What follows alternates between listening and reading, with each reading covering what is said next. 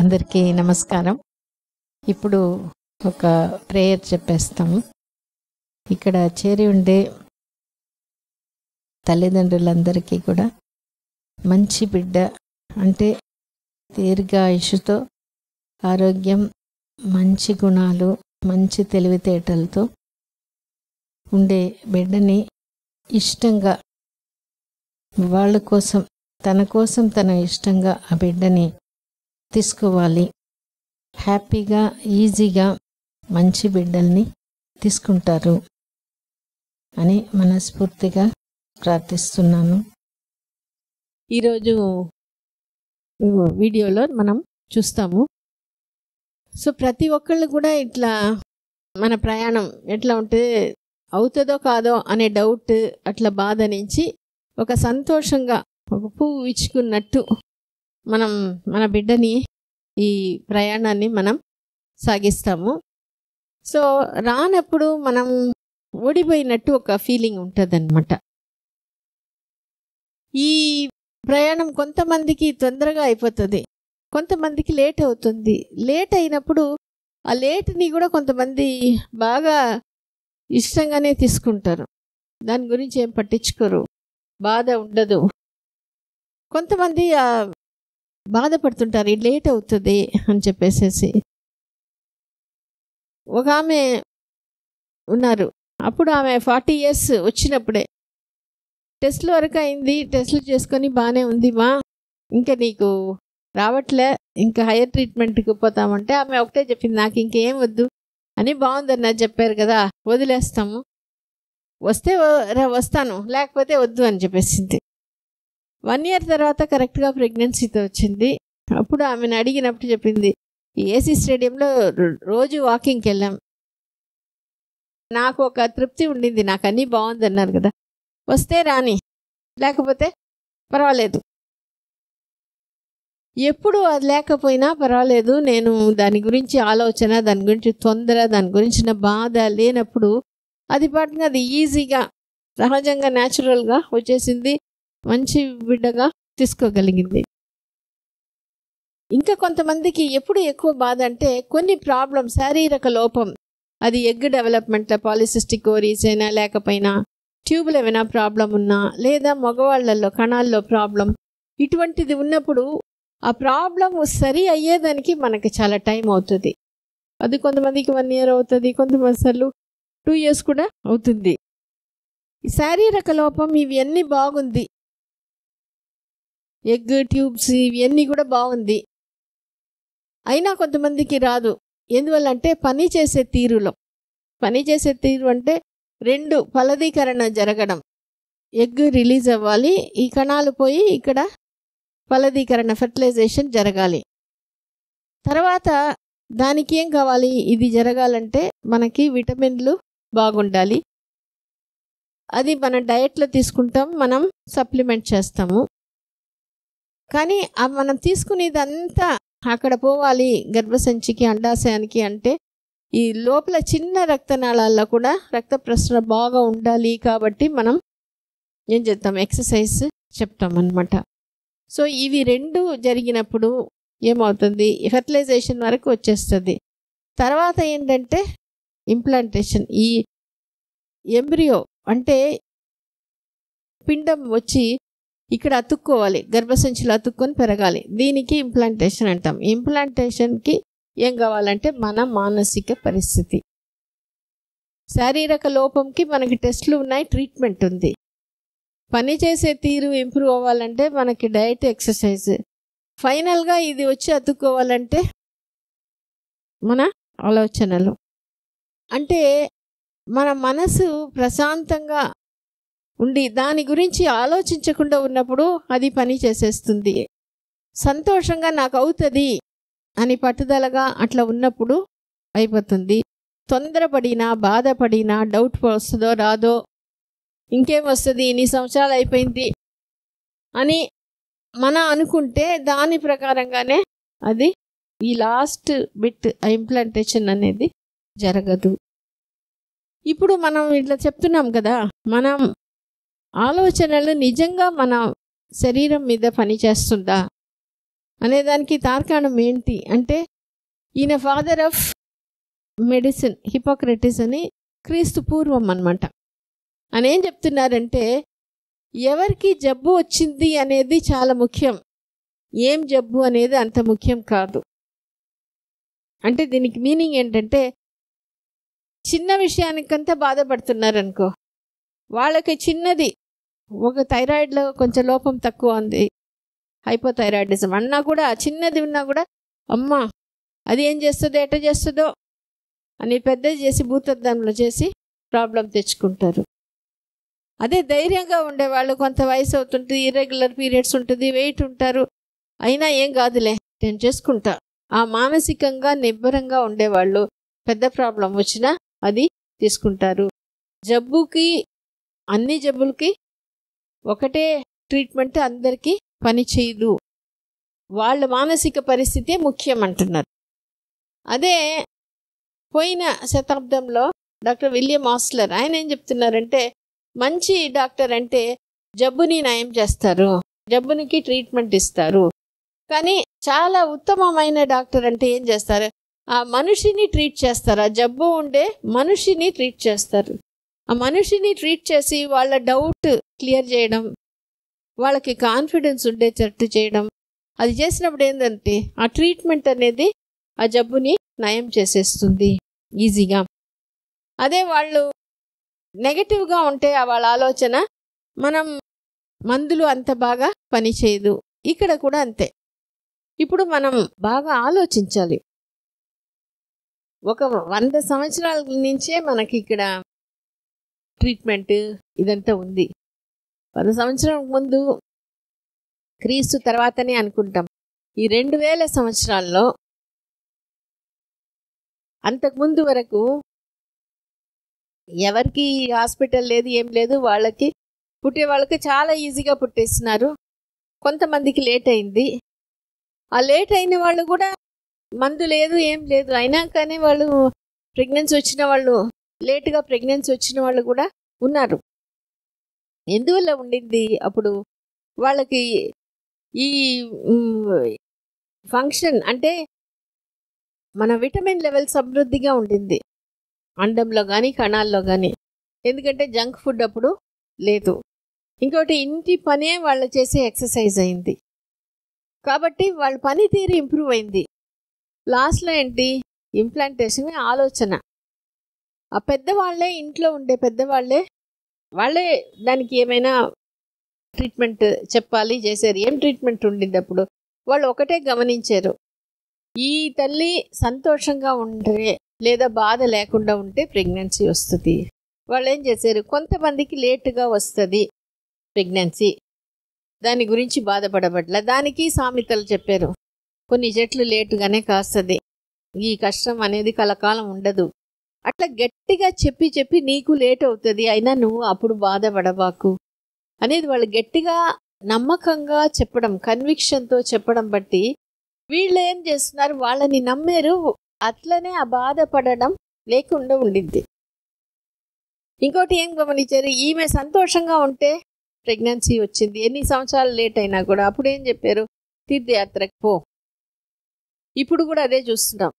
Treatment తీసుకున్నప్పుడు రాని pregnancy, వాళ్ళు ఏమైనా బయట ఊర్లకు పోయినప్పుడు, పిక్నిక్ షికారు పోయినప్పుడు వచ్చేస్తుంది. అంటే దీని గురించి మర్చిపోతున్నారు, మర్చిపోయినప్పుడు వచ్చేస్తుంది. ఇప్పుడు పరిస్థితులు ఏంటి, తొందరగా వచ్చేసేయాలి. నా తర్వాత పెళ్ళైన వాళ్ళకి వచ్చేసింది, మా ఫ్రెండ్స్కి వచ్చేసింది, మా బంధువులకు వచ్చేసింది, మా అమ్మ బాధపడుతుంది, మా అత్తగారు బాధపడుతున్నారు, పక్కింటి వాళ్ళు అడుగుతున్నారు, కాబట్టి నాకు తొందరగా కావాలి. ఆ తొందర ఉన్నప్పుడు ఇది పని చేయలేకపోతుంది ఒకటి. రెండోది ఏంటంటే ట్రీట్మెంట్ ఉంది కదా, అన్నిటికీ ఇప్పుడు పెద్ద పెద్ద ట్రీట్మెంట్ ఉంది కదా, ట్రీట్మెంట్ నాకు కావాలి, నా వల్ల కాదు. సో అట్లాంటి వాళ్ళు, ఈ తొందరలో ఉండే వాళ్ళు ఏం చేస్తారు, అన్నీ బాగానే ఉంది అయినా రాలే, ప్రతిసారి పీరియడ్స్ వచ్చినప్పుడు బాధపడడం, ఎవరైనా అడిగినప్పుడు బాధపడడం, అంటే చూసి బాధపడి నాకు కష్టం అనే ఫీలింగ్, నేను ఫెయిల్యూర్, ఇది అనేది ఉన్నప్పుడు ఒక స్టేజ్లో ఏం చేస్తారు, నాకు సొంతంగా రావడం కష్టంగా ఉంది, నేను అయ్యో టెస్ట్ ట్యూబ్ ఏవియో చేసుకుని ఐవీఎఫ్ఓ చేసుకుంటాను. అట్లా పోయిన వాళ్ళలో 2 గ్రూప్, ఒక గ్రూప్కి ఈజీగా ప్రెగ్నెన్సీ వస్తుంది. ఎప్పుడు నాకు కష్టం కానీ అది తీసుకునేటప్పుడు నాకు వస్తుంది అని దాని మీద నమ్మకంతో ఉండే వాళ్ళకి త్వరగా వస్తుంది. ఒక గ్రూప్ ఏంటంటే నా పైన ఇంత ఖర్చు పెట్టారే, ఒక్కవేళ రాకపోతే వాళ్ళకి నేను ఎట్లా వాళ్ళని ఫేస్ చేయాలి అని ఆ డౌట్ వస్తుందా రాదా ఉన్నప్పుడు అది పనిచేయదు. ఇంకో కొంతమంది ఇన్ని సంవత్సరాలు రాలే, ఇది చేస్తే మాత్రం నాకు వచ్చేస్తుందా, నాకు ఎప్పుడు రాదు, నాకు కష్టం. ఆ నాకు కష్టం అట్లంటే ఉన్నప్పుడు నువ్వు ఎన్ని చేసినా ఎన్ని రావట్లేదు అంటే స్విచ్ ఆఫ్ చేసినట్టు, ట్యూబ్లైట్ అన్నీ ఎంత బాగా చేసినా కూడా ఇది రావట్లేదు. సో మెయిన్ ఏం ప్రాబ్లం అంటే నాకు రావట్లేదు, నేను ఫెయిల్ అయిపోయినాను, నేను ఓడిపోయినాను. దాని నుంచి మనం ఎట్లా బయటికి రావాలి అదే మనం తెలుసుకోవాలంటే, ఈ ఫెయిలియర్ ఈ పీరియడ్స్ వస్తే అది ఫెయిలియర్ అనుకుంటున్నాం అని, అది ఒక ఈవెంట్ మాత్రమే, అది ఒక సంఘటన, అది ఒక రిజల్ట్. దానికి మన వ్యక్తిత్వానికి సంబంధం లేదు. ఈ రెండునే ఇప్పుడు మనం కన్ఫ్యూజ్ చేసుకుంటాం. నాకు రాలేదు కాబట్టి అవును నాకు రాలేదు బాధ ఉంటుంది, కానీ ఇక్కడ ఏమైపోతుంది, నేనే ఫెయిలియర్ అయిపోయింది అని ఫీల్ అయిపోతుంది. నేను వేరే, నా రిజల్ట్ వేరే. మనం ఏం చేస్తాం, రిజల్ట్ బాగుంటే కదా నేను సంతోషంగా ఉండేదానికి, రిజల్ట్ బాగాలేదు కాబట్టి నేను బాధపడతాను, తర్వాత నేనే ఫెయిలియర్ అనేదాన్ని మనకు మనమే అనుకుంటాం. ఈయన థామస్ ఆల్వా ఎడిసన్ అని బల్బు కనిపెట్టారు. కనిపెట్టిన తర్వాత విలేకరులు అడుగుతారు, అవును మీరు 1000 సార్లు ఓడిపోయారంటనే ఇది కనిపెట్టే ముందు అంటే, ఆయన ఏం చెప్తాడు, 1000 సార్లు ప్రయత్నం చేశాను, ఎట్లా చేస్తే రాదు అని తెలుసుకుంటారు, నేను ఫెయిల్యూర్ కాదు అంటే. ఆ ప్రయత్నాల్లో ఓడిపోయినా నేను ఓడిపోలే, అందువల్ల ఆయన ప్రయత్నించి కనుక్కోగలిగారు. సో ఇట్లా మనం ఒక విషయం సాధించాలంటే దారిలో ఇట్లా ఉంటుంది కష్టపడి, కానీ ఒక్కసారి సక్సెస్ అయిన తర్వాత అదే అందరూ చూస్తారు, కానీ దాని వెనకాల ఇంత ఉంటుంది, ఇది ఎవరికి తెలీదు. సో ఇట్లా ఉన్నప్పుడు మనం ఏ విషయం సాధించాలంటే, ఇప్పుడు ఒక బిడ్డ నడవడం కింద పడి లేచి నడుస్తుంది అంటే, ఈ పడి లేయడమే ఫెయిలియర్ అంటే, ఆ ఫెయిల్ అయ్యే మనం సక్సెస్కి చేరుకుంటాం. ఎత్తుకోమంటేనే మనం ఎవరు నడవమన్నమాట. కానీ ఆ నడిచిన పడిపోయినప్పుడు అమ్మ నువ్వు పడిపోయినావే అని మనం ఆ బిడ్డతో ఎక్కువ ఓదార్చి, అయ్యో నువ్వు పడిపోయినావు ఇంకా నువ్వు నడవద్దు అని మనం ఎత్తుకుంటే ఆ బిడ్డ నడవనే లేకపోతాడు. ఇప్పుడు కొంతమంది పిల్లలు డాక్టర్ చెప్తున్నారు, కొంతమంది పిల్లలు నడవలేదని తీసుకొస్తే అన్ని టెస్టులు చేస్తారు, అన్నీ బాగుంది, ఆఖరికి ఏంటంటే ఆ తాత నానమ్మ వాళ్ళు ఎత్తుకుంటున్నారంట బిడ్డని, కింద పడిపోతాడని. ఎట్లా నడుస్తారు, కింద పడి లేస్తేనే నడుస్తారు. పడిపోయారే అని బాధపడి వాళ్ళని పడనివ్వకుండా చేస్తే నడవడం ఎట్లా? ఇది కూడా అంతే, పీరియడ్స్ వచ్చేసింది, ఎంత చేసినా వచ్చేసిందే అని పీరియడ్స్ వచ్చినప్పుడు మనం బాధపడి అది ఫెయిల్యూర్గా తీసుకుంటే మనం సక్సెస్కి పోలేము. ఇప్పుడు ఇది చాలా ముఖ్యమైన విషయం. ఇక్కడ ఏం చూస్తున్నారు, ఈ ఇటుక రాళ్ళు అనుకుంటే ఈ ఫెయిల్యూర్ అనే ఇటుక రాళ్ళని ఈయన తల మీద మోస్తుంటే బరువు ఎక్కువ ఉంటుంది. ఏం చేస్తాడు, ఎక్కువసేపు మోయలేడు, కింద దించాల్సిందే. అదే ఈయన ఏం చేస్తాడు, ఆ ఇటుక రాళ్ళనే ఒకదాని మీద ఒకటి పెట్టి దాన్నే ఒక ఇదిలాగా చేసి నడిచిపోయి ఆయన గమ్యం చేరుకుంటున్నాడు. దీంట్లో ఏం తేడా అంటే, ఈయన ఏంటి, ఇది మనకి ఎగ్జాక్ట్గా సరిపోతుంది. ఒక అమ్మాయి పెళ్ళయింది, భర్త అంటే చాలా ఇష్టం. ఈ అమ్మాయికి వంట రాదు, కానీ భర్త అంటే ఇష్టం కాబట్టి నేను ఆయనకి మంచిగా వంట చేసి పెట్టాలి. ఆయనకి వంకాయ కూర అంటే ఇష్టం. ఇది ఎగ్జాంపుల్. సో యూట్యూబ్ చూస్తాము, ఫోన్ చేసి అమ్మని అడుగుతాం, ఫ్రెండ్స్ని అడుగుతాం. సరే ప్రయత్నం చేస్తే ఒకసారి రెండుసార్లు రాదు, అయ్యో రాలేదే అన్న సరే ఇంకా ఏం చేయిస్తే బాగుంటుంది, నేను ఎట్లయినా ఇవ్వాలి, ఎట్లయినా బాగా చేయాలి, అంతే కదా. చాలామందికి ఎక్స్పీరియన్స్ ఉంటుంది కదా ఫస్ట్ చేసినప్పుడు, అవునా కదా. సో ఏం చేయాలి ఇంకా నేను ఎక్స్ట్రా, ఏం సరి చేసుకోవాలి, అక్కడి నుంచి నేనేం నేర్చుకున్నాను, లెర్నింగ్ పాయింట్స్ ఏంటి ఆ ఫెయిల్యూర్ నుంచి అని తెలుసుకొని దాన్ని మనం చేసుకుంటే అప్పుడు ఏం చేస్తుంది, ఒకసారికి మనం బాగా చేసేస్తాం. ఎందుకంటే ఇది మనం ఇచ్చే గిఫ్ట్. నాకు వచ్చిందా లేదా, నేను ఎన్నిసార్లు కింద పడ్డాను, ఎన్నిసార్లు ఫెయిల్ అయినా అది కాదు, నేను ఇస్తానా లేదా, మధ్యలో ఆగుతానా, అది ఒకటే ప్రాబ్లం. ఇది నా ఇష్టం కొద్దీ నేను చేసుకుంటున్నా. ఈ టాక్ టు బేబీ బుక్లో కూడా 2nd చాప్టర్లో ఉంటుంది. సెల్వి అని అమ్మాయి హైదరాబాద్ నుంచి వచ్చింది. అమ్మాయికి ఎగ్ డెవలప్మెంట్ సరిగ్గా రాదు.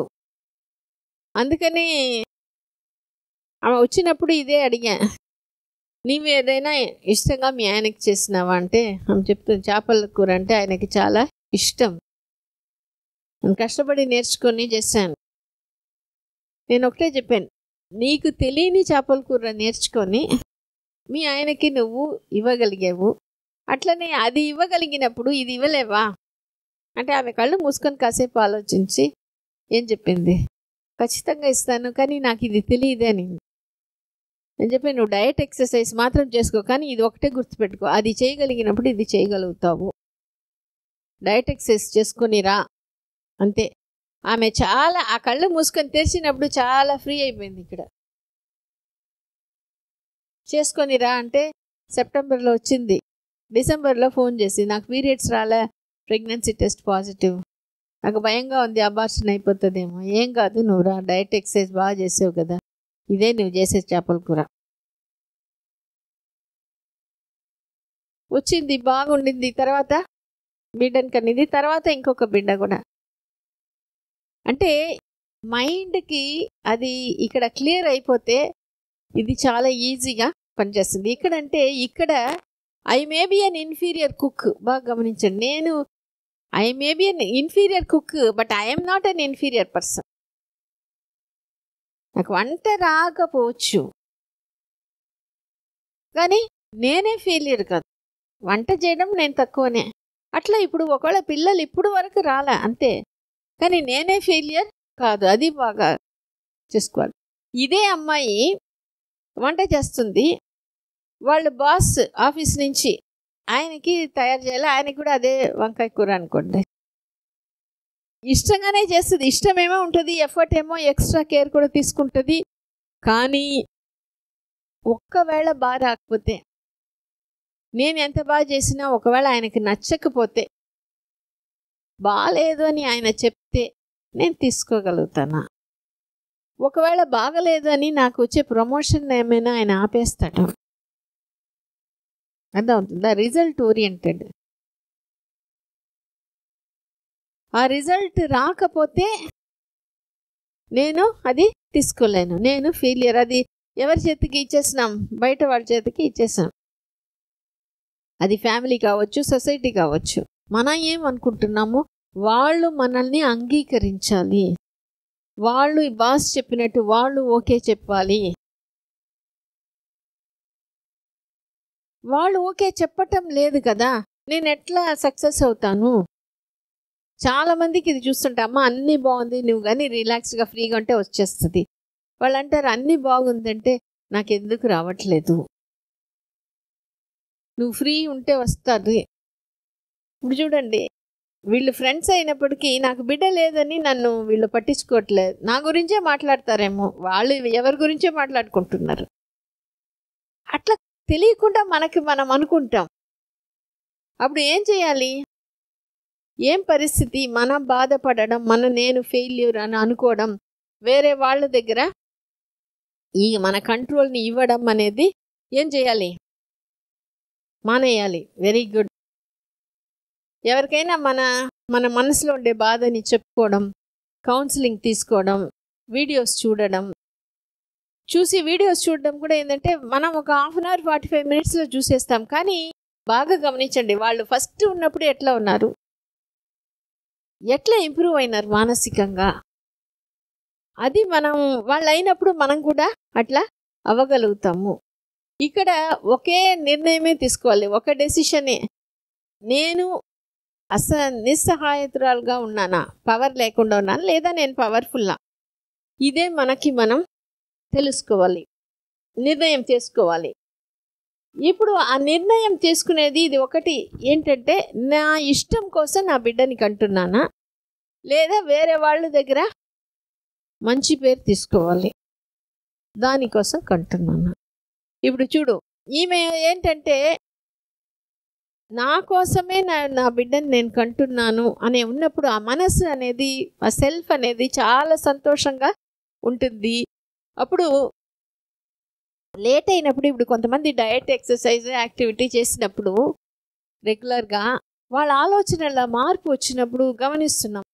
ఈసారి నాకు ఎగ్ సరిగ్గా రాదు, వాళ్ళే చెప్పేస్తున్నారు. ఎందుకంటే నేను ఈ డయట్ ఇదంతా ఈ మంత్ తెలియదు, నెక్స్ట్ మంత్ బాగా చేస్తా అంటే, నాకు ఈ మంత్ ఎందుకు రాలే, నెక్స్ట్ మంత్ నేను చేసుకోగలుగుతాను, నేను బాగా అనే కాన్ఫిడెన్స్ వాళ్ళకి వస్తుంది. దాంట్లో బాధ లేదు. ఇంకొకటి ఏంటంటే, కొన్నిసార్లు ట్రీట్మెంట్ అన్నీ అయిపోయింది. బెంగళూరు నుంచి ఒక అమ్మాయి టెస్ట్లు అంతే, ఫస్ట్ చాలా వాళ్ళకి ప్రాబ్లం ఉండింది, ఫ్యామిలీ ప్రాబ్లం. దాని నుంచి కౌన్సిలింగ్ తర్వాత బాగా వచ్చేసేసి వాళ్ళు బాగా అండర్స్టాండింగ్ వచ్చి టెస్టులు అన్నీ బాగా వచ్చినప్పుడు అమ్మాయి చెప్పింది, అన్నీ బాగానే ఉంది మా, రాలేదు నా రొటీన్ ట్రీట్మెంట్కి, ఇంకా నెక్స్ట్ అయ్యో అట్లా ఏమైనా పోస్తాం. ఆమె చెప్పింది, నాకేం వద్దు, నాకు తెలుసు నేను టైం ఇస్తే నాకు వస్తుంది, నేను ప్రెగ్నెన్సీ వచ్చిన తర్వాతనే మీకు ఇన్ఫార్మ్ చేస్తాను. సో అట్లనే ప్రెగ్నెన్సీ వచ్చింది. డెలివరీకి కూడా అక్కడే ఉంటామన్నారు. మధ్యలో ఫోన్ చేస్తే లాస్ట్ దీంట్లో ఒక డిసైడ్ చేసుకొని ఇక్కడే వచ్చి డెలివరీ చేసుకున్నారు. నార్మల్ డెలివరీ చేసుకొని ఊరికిపోయింది. అంటే ఎందుకంటే వీళ్ళందరూ చెప్తారు చూడు, ఇక్కడ వస్తే ఆ కంఫర్ట్, ఆ హోమ్లీ అట్మాస్ఫియర్, మనసు ఇక్కడ ప్రశాంతత అయినప్పుడు, మనసు ఆ కుదుట పడినప్పుడు, ఆ హార్మోన్స్ కానీ ఈ ఇంప్లాంటేషన్ కానీ బాగా ఇమ్యూన్ ఫంక్షన్ బాగా జరుగుతుంది. సో ఈమె ఫ్రీగా ఉన్నప్పుడు బాగా అయింది. ఇంకొక ఇదేంటంటే, ఇంట్లో వాళ్ళు పెద్దవాళ్ళు బాధపడుతుంటారు. ఇది 2-3లో చూస్తున్నాను. అంతకుముందు మా అత్తగారు ఏమైనా అంటే పీరియడ్స్ వస్తే బాధపడతారు, అప్పుడు నేనేమి అడుగుతారు. కానీ ఇప్పుడు నేను మా అత్తగారికే చెప్పేస్తున్నా, పీరియడ్స్ వచ్చినప్పుడు నన్ను అడగొద్దు, 6 months అడగొద్దు అని మనం చెప్పినప్పుడు వాళ్ళకి అర్థం చేసుకున్నప్పుడు వాళ్ళు ఫ్రీ అవుతారు, మనం కూడా ఫ్రీ అయిపోతున్నాం. ఇక్కడ ఏం జరుగుతుంది అంటే, మనం ఎప్పుడు ఫ్రీ అవుతామో, శారీరకంగా బాగుంది, పని చేసే తీరు ఫంక్షనల్గా బాగుంది, మనసు ప్రశాంతతతో వదిలేస్తే అక్కడ ఏమవుతుంది, పాలకు తోడేసి గమ్ముగా వస్తే ఎట్లా అది ఇంకా నువ్వేం చేయబడలా, దాన్ని జోలికి కూడా పోబడలా, దాన్ని తొంగి కూడా చూడబడలా. ప్రెగ్నెన్సీ గురించి ఆలోచన కొంచెం కూడా లేదు.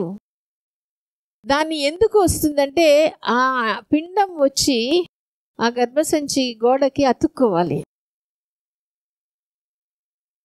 అవి 2 మాట్లాడుకోవాలి. ఎందుకంటే ఇది గెస్ట్ పిండం గర్భసంచి లైనింగ్కి, అవి మాట్లాడుకొని, ఇద్దరు మాట్లాడుకున్నారంటే పక్కన ఎవరు డిస్టర్బెన్స్ ఉండకూడదు.